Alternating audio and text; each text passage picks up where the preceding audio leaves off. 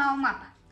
Mi nombre es María Paula Tibocha López y hoy quiero invitarlos a hablar y debatir sobre la filosofía del derecho. ¿Y qué dice Hart de eso? El día de hoy vamos a hablar de dos partes importantes de que habla nuestro autor Hart. Primero que todo hablamos del positivismo socioanalítico y segundo vamos a hablar sobre la indeterminación jurídica. Comencemos.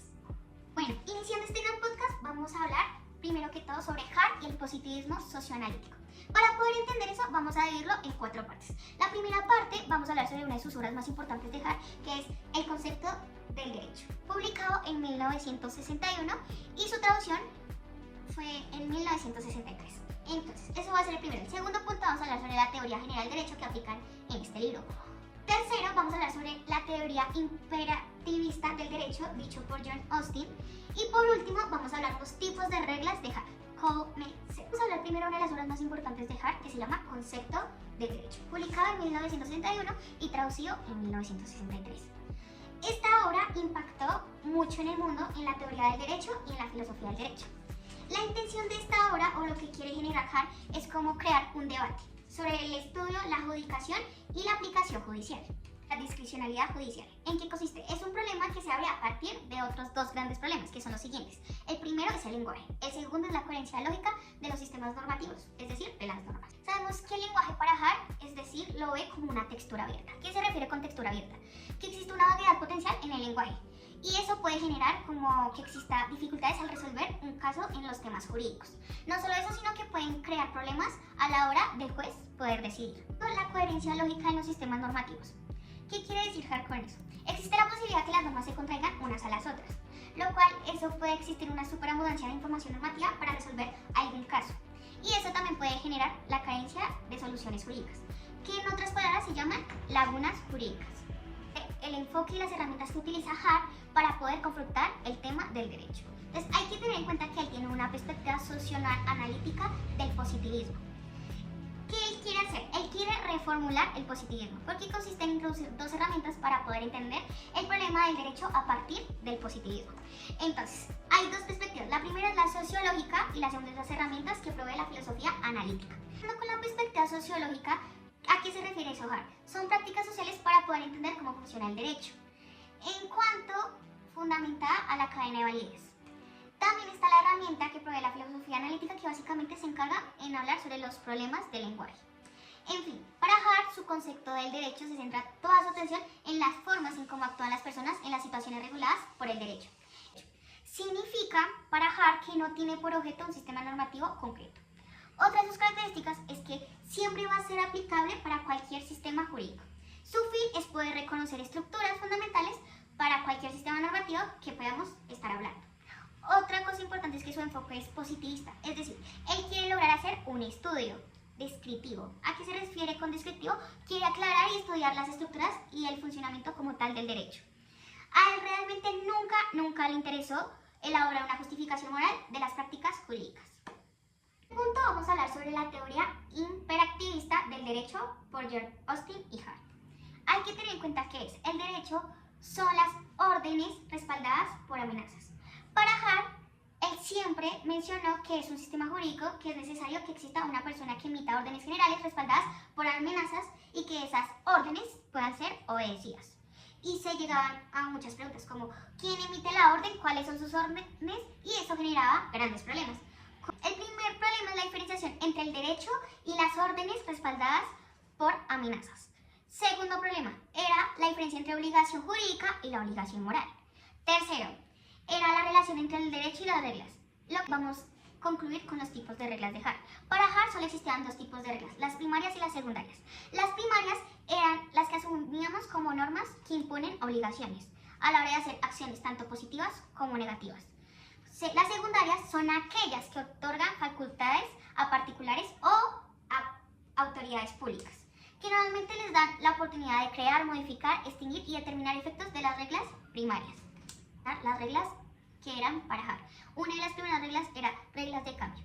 Consiste en la facultad que le da a los legisladores para crear reglas primarias.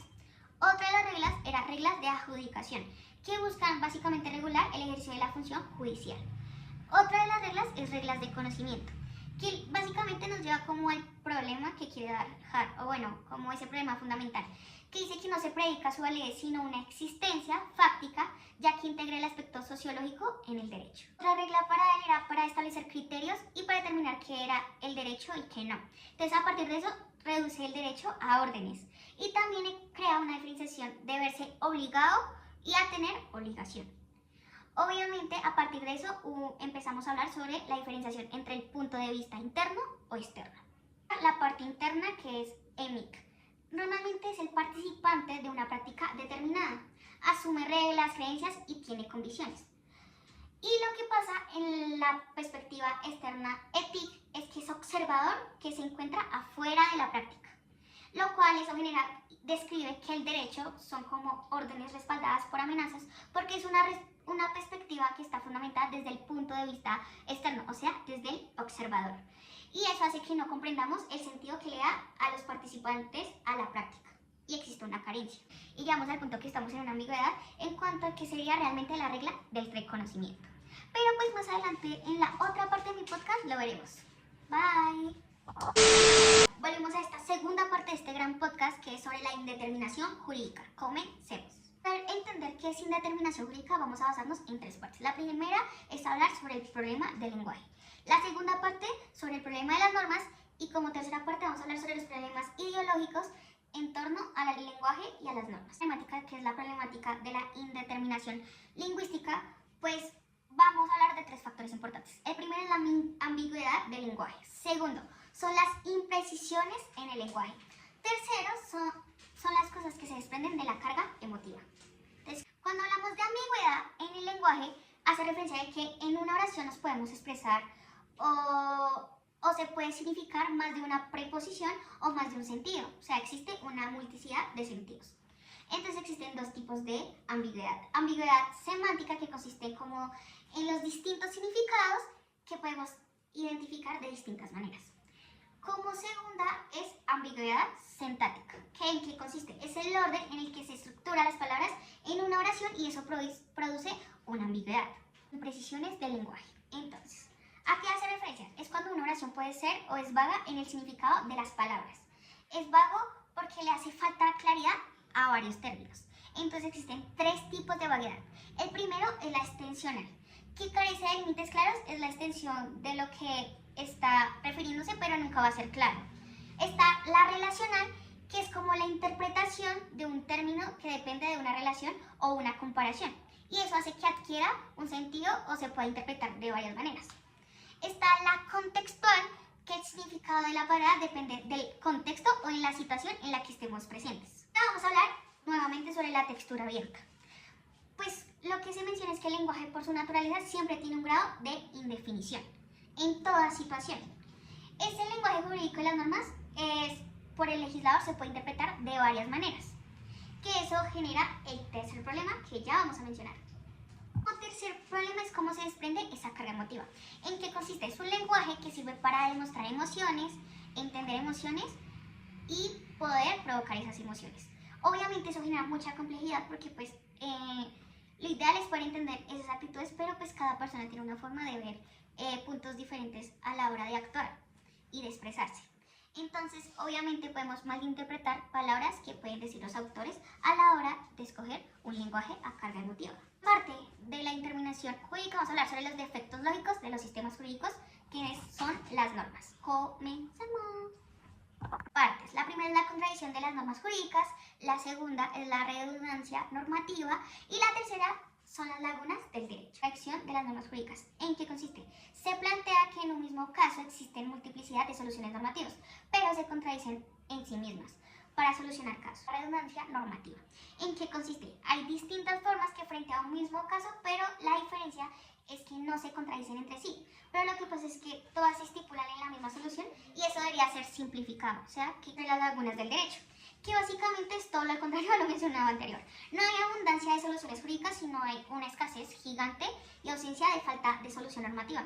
Entonces existen dos tipos de lagunas. Están las lagunas valorativas, que es como esa ausencia de criterios de valoración a partir de los principios. Y está la laguna normativa, que es la ausencia en la norma. Con el problema ideológico. Entonces vamos a hablar que tanto en el lenguaje como en el derecho en términos normativos Su fin es poder plantear temas políticos, morales y valorativos. Asimismo, busca que el lenguaje no sea excluyente ni discriminativo para absolutamente nadie. Y pues busca pues, que nos encarguemos de corregir o reducir a un problema lógico, sintáctico, semántico. O sea, no hay relación ahí. Y pues más que todo es que lo ideal de este problema ideológico, ya que hablamos de un tema político, es que el juez tiene... Lo ideal de un juez es poder tener criterios, elementos, métodos en los cuales puedan decidir racionalmente con cierta unidad y coherencia en los problemas jurídicos. Lo cual pues al finalizar quieren enfatizar en la teoría crítica, que es un enfoque, una perspectiva fundamentalmente en la política. Gracias por este gran podcast mapa, espero que les haya gustado y denle like.